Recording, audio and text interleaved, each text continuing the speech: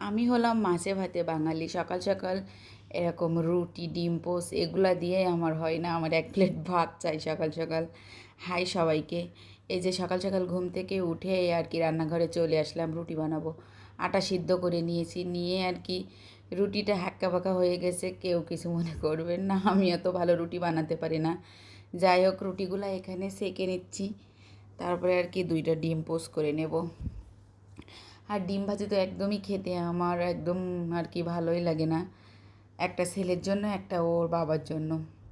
আর সাথে একটু চিকেন ছিল, তাই দিয়ে দিয়েছি। আর এতগুলা থালা বাসন দেখে তো আমার মাথা ঘুরছিল, কী আর করার। কিন্তু ধুতে তো হবে, সব কিছু ধুয়ে এখানে পানি ঝরাতে রেখে দিয়েছি। আর অনেকগুলা আর কি কাপড় চোপড় ছিল, গতকাল ধুয়ে দিয়েছিলাম, সেগুলাই আর কি এখন একটু ভাঁজ করে নিচ্ছি। আর এই যে একটা ড্রাগন আম আর কমলালেবু এখানে আধা ঘন্টা আগে